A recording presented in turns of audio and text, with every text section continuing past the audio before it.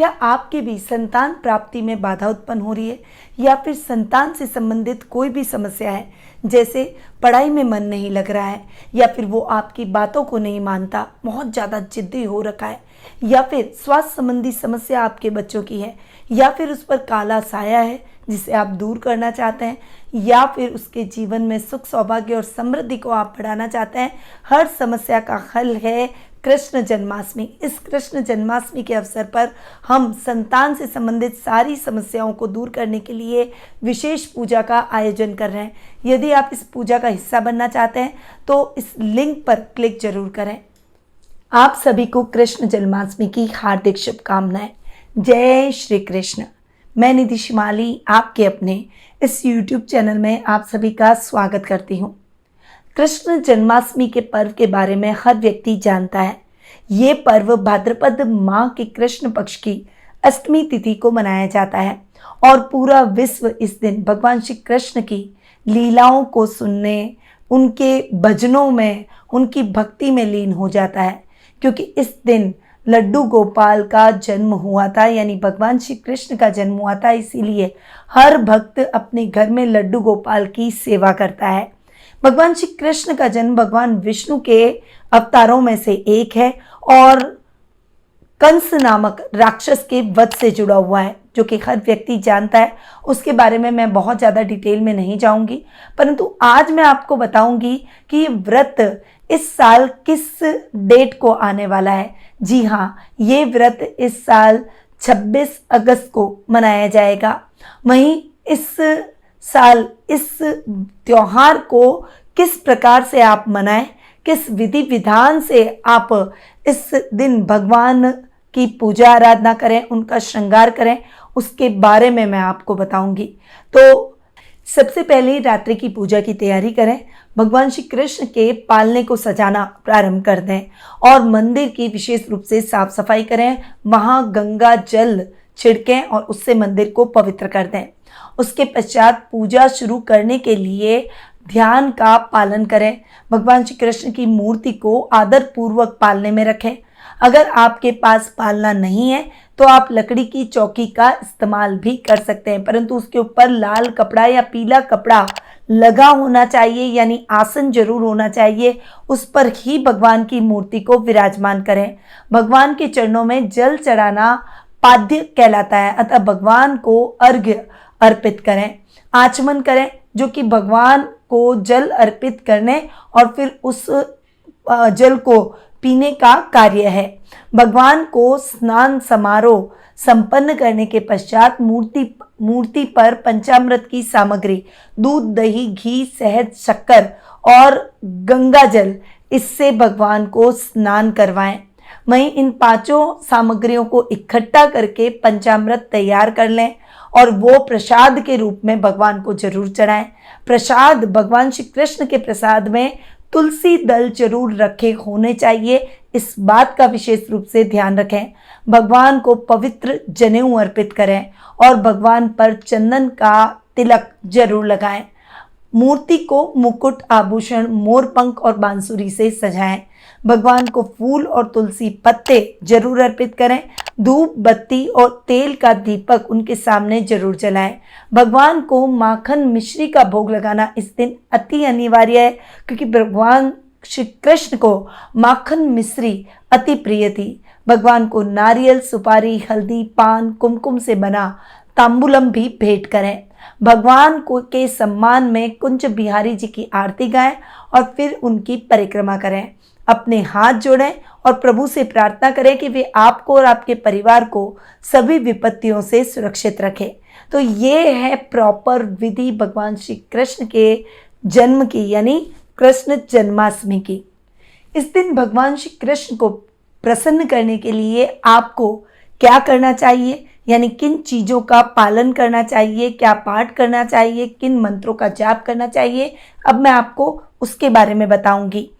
तो भगवान श्री कृष्ण को कृष्ण जन्माष्टमी के दिन आप व्रत और उपवास रख के पूरे दिन फलाहार पर रहकर भगवान श्री कृष्ण की पूजा आराधना करें। उनके बीज मंत्र ओम नमो भगवते वासुदेवाय, इस मंत्र का जाप आपको पूरे दिन करते रहना चाहिए। इससे भगवान श्री कृष्ण की विशेष कृपा आप पर बनी रहेगी। जब आधी रात समाप्त हो तब अपने उपवास का पारण करें और भगवान श्री कृष्ण का जन्म करते समय जैसे हम एक शिशु का जन्म होता है तब ढोल थाली बजाते हैं, उसी प्रकार से थाली बजाकर उनके जन्म का उत्सव मनाएं। भगवान श्री कृष्ण का पूरे दिन नाम जपते रहें। जय श्री राधे कृष्ण का मन ही मन जाप आपको जरूर करते रहना चाहिए। इससे भी भगवान श्री कृष्ण अति प्रसन्न होते हैं। इस दिन अगर आप किसी सोसाइटी के अंदर हैं तो सोसाइटी के बच्चों को इकट्ठा कर भगवान श्री कृष्ण के जो लीलाएं हैं जन्म की, उन लीलाओं की नाट्य प्रस्तुति करें, जिससे बच्चों में भी उस तरह के संस्कार आए और लोगों को भगवान की लीलाओं के प्रति पता चले।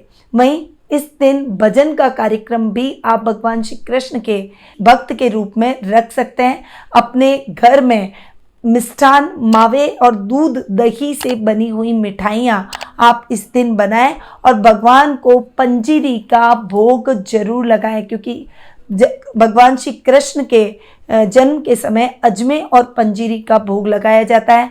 इसीलिए इन चीज़ों का भोग लगाना भगवान को अति प्रिय है, वो ना भूलें।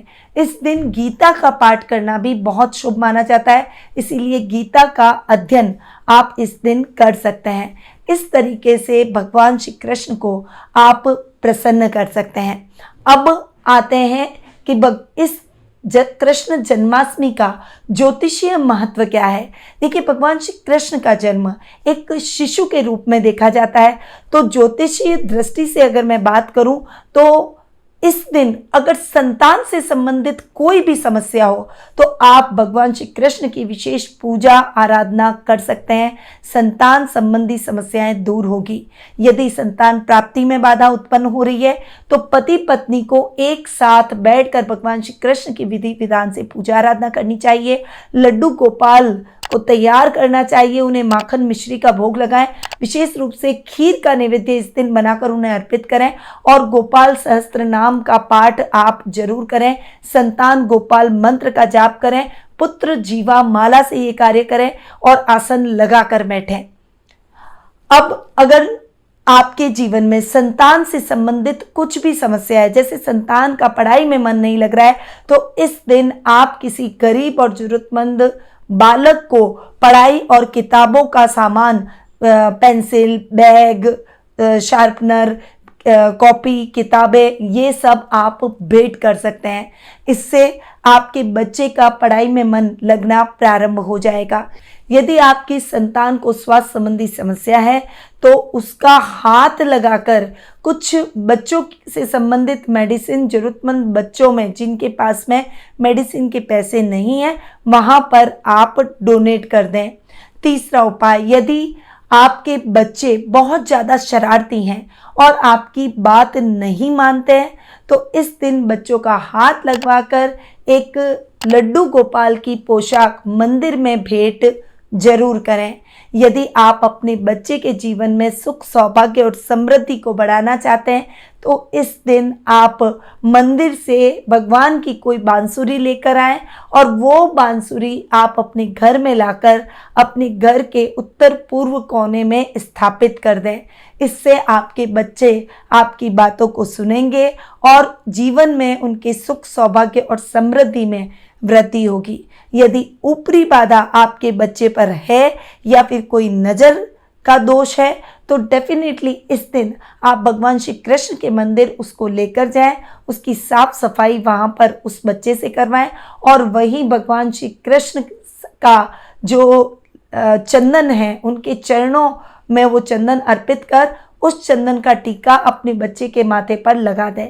इससे उसका पढ़ाई में जरूर मन लगेगा और उसके ऊपर कोई भी नज़र से संबंधित दोष है तो वो समाप्त हो जाएगा। हमेशा अपने बच्चे को एक मोर पंख देकर रखें, ये भगवान श्री कृष्ण को अति प्रिय है और मोर पंख यदि उस बच्चे के पास होगा तो भगवान उसकी रक्षा सदैव करेंगे। तो ये कुछ उपाय है जो कि ज्योतिषीय दृष्टि से आपको इस दिन अपने बच्चों के लिए जरूर करने चाहिए। अब मैं अपनी वाणी को यहीं विराम देती हूँ। स्वस्थ रहिए, व्यस्त रहिए, मस्त रहिए और हमेशा मुस्कुराते रहिए।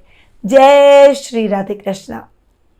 गुरुमानिधि श्रीमाली एक प्रसिद्ध ज्योतिषाचार्य हैं। उनके जोधपुर स्थित ज्योतिष संस्थान में महामृत्युंजय, काल सर्प दोष, मां बगलामुखी, विवाह बाधा निवारण पूजा एवं अन्य सभी प्रकार की पूजाएं संस्थान के विद्वान पंडितों द्वारा पूर्ण विधि विधान एवं शास्त्रोक्त रीति से संपन्न करवाई जाती है। अतः आज ही अपनी पूजा बुक करवाने हेतु इन नंबरों पर संपर्क करें 8955658362।